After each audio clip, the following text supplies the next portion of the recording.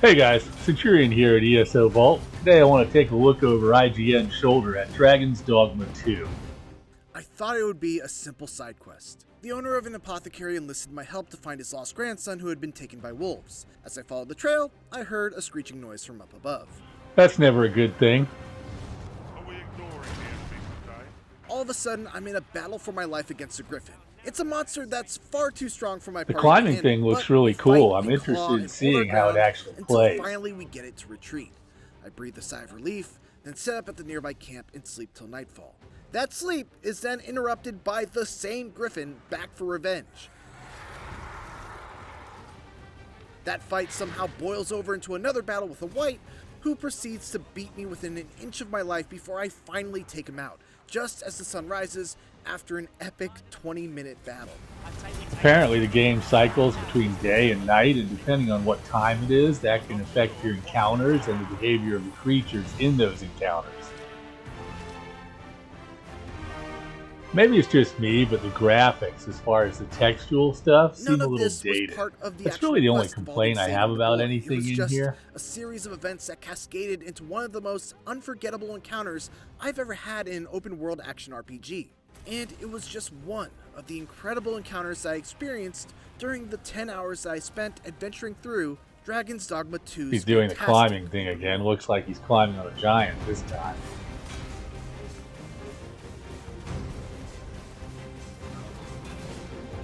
While I didn't get to start from the very beginning, I did get to begin with the creation of my own pawn. Pawns, for those unfamiliar with the first Dragon's Dogma, are AI. I have mixed feelings about the health bars over your companions' heads there, and I'm not thinking in terms of functionality, but immersiveness. Maybe they could be displayed over on the left as an option. Pawns or character creation, especially because we've already made those videos. But what I will say is that pawns are integral to one of my big takeaways, which is that exploration and discovery in Dragon's Dogma 2 feels much more natural than ever before. First and foremost, there are no more quest boards. There are no markers that appear above people's heads letting you know who's got a quest. And well, there you go. They obviously care about immersion because you're not going to get a bunch of quest markers over NPCs' heads. But then how you keep track of those quests, I don't know. NPCs will, more often than not, be the ones to approach you with opportunities for side quests, as opposed to it being the other way around. Say, you wouldn't happen to have seen a pretty stone? You there! Did you see an urchin in a cap? Pawns will also point out objects of interest. Just yonder looks to be a good spot for harvesting ingredients. There's a good spot to poop, sir. To find a path that leads to treasure. If you need that destroyed, I'm your pawn. I'm not sure how I feel about the character actually referring to himself as a pawn. They will straight up lead you to those quests if you give them the go-ahead.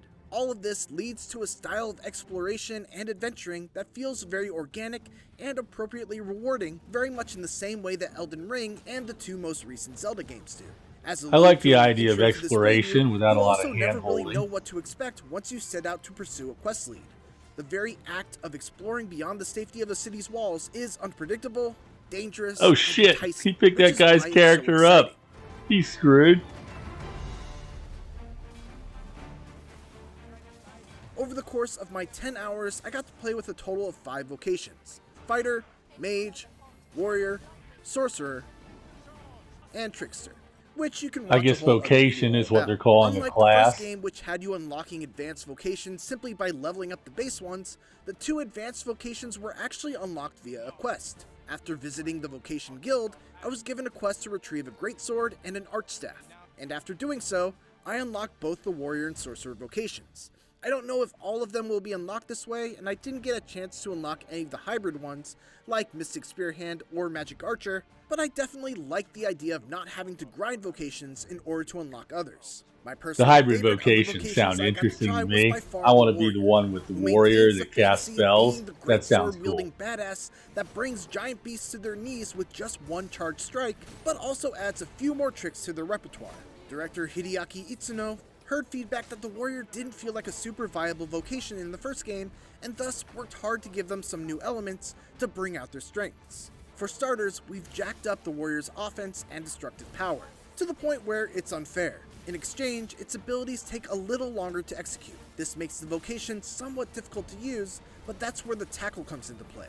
If you're attacked, you can use the tackle to cause an enemy to be stunned instead of being stunned yourself, making it I don't know easier how to I get into feel the about location. slowing the The tackle gameplay he's of referring Warrior to is a down new like ability that. called Barge that allows the warrior to execute a quick shoulder bash, even while they're charging an attack, to interrupt and potentially stun any enemy that's trying to stuff their attack. The Vocation, after all, is built around being able to charge up massively powerful attacks that deal humongous damage, so this small change goes a long way in making it a little easier to get those big shots off.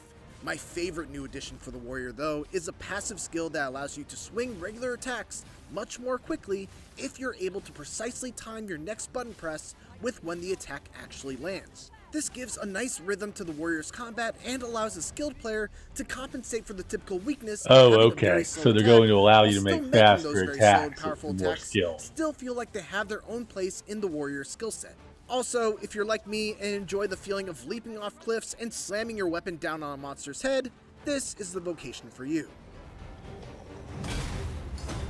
Oh yeah, I like unfortunately that. didn't get deep enough into the Sorcerer Vocation to see any of the really big, crazy spells that they're so beloved for, but what I really enjoyed about the Sorcerer was the addition of a unique skill called Galvanize. This allows you to go into a stance that recovers your stamina extremely quickly, which is especially useful for the Sorcerer due to the fact that their spells take so long to cast. To shorten those spells, you need to use a skill called Quick Spell, which allows you to spend stamina to reduce the spell's cast time. All of this leads to a careful balance of preparing to cast a powerful spell, using Quick Spell to shorten its cast time, and then making note of whether you have enough stamina to cast another spell, or I get whether what you they're have to break saying there. away I and just use hope the Galvanize to resource get your man stamina back mini up. game It's a doesn't fun dominate dance the that game makes too Sorcerer much. feel a lot more active than in the past. Dragon's Dogma 2's open world is enormous, reported to be roughly 4 times the size of the already huge map in the first game. And I don't doubt that claim in my experience of checking out the map. Oh shit, and that wandering guy's through getting just up. a They small probably just portion of thought they were it. going to It's pick his big, but it's pockets or also something. dense, Does with he even exciting have any encounters pockets? both on Hell, I and don't know. off the beaten path that were paced nicely, so I wasn't constantly slowed down by back-to-back battles, but I also never went too long without having something to engage with. One thing that was important to Eat Snow and the team at Capcom was making sure that the players really felt the distance that they were traveling as they explored. To that end, fast travel is very limited like in the first game. You can only I'm not travel really between sure how single I port feel about crystals, limiting and every fast time you travel. do, That can seem you cool must at expend a first, fairy but when you stone, gain which total are highly familiarity valuable with an items that area, don't come cheap that can turn and into a aren't real easily grind. found. Shall we make use of it? Another option you have for getting around is using an ox cart, which is relatively cheap, but they are limited in the fact that you can't choose where you travel. The main one that I found only went from the capital city of Vernworth to the checkpoint town, which was far to the west.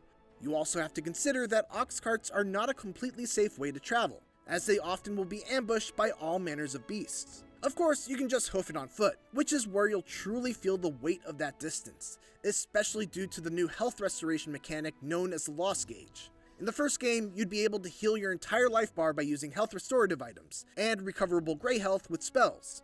In Dragon's Dogma 2, however, every hit diminishes a portion of your max health, and the only ways to restore it are either by finding a campfire to rest at, or returning to an inn and resting for the night. Fortunately, if you rest at a campfire, Man, you that can really also cook some reminds meat me of and that get some old much-needed Capcom buffs, in Resident addition Evil to stuff restoring where all your of your character life. would run But out there's of a risk ammo, involved you with get all resting at a campfire tired, you as well. start The moving flames slow. may attract I hope that monsters to doesn't your become too campsite, much of a and as mini I game mentioned that at the beginning dominates of this over the rest preview, of the you could gameplay. actually wake up to an angry griffin coming back to finish what it started. What it all comes down to is this: virtually every action in Dragon's Dogma 2 has some combination of a cost and a risk tied to it. Fairy stones are risk-free travel, but they come at a very steep price. Ox carts are a low-cost but moderately risky method of travel, and traveling on foot is free, but extremely risky.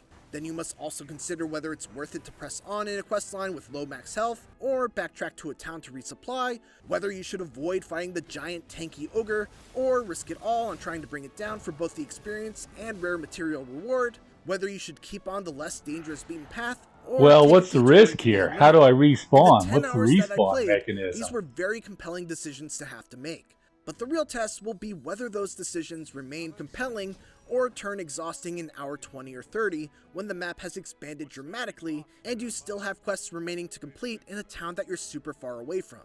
Hypotheticals aside though, I loved just about every moment that I spent playing Dragon's Dogma 2 during this preview window, It doubles down on everything Visually, that I the loved game in the looks first game, awesome. makes some smart improvements to the way quests are handled and how you explore its giant world, and the little taste that I got of the Vocations is a tantalizing reminder of why Dragon's Dogma is one of the best in the genre when it comes to delivering on the various power fantasies tied to the classic RPG archetypes. Even after all I played, I still feel like I just scratched the surface on what Capcom has in store for players when Dragon's Dogma 2 releases on March 22nd.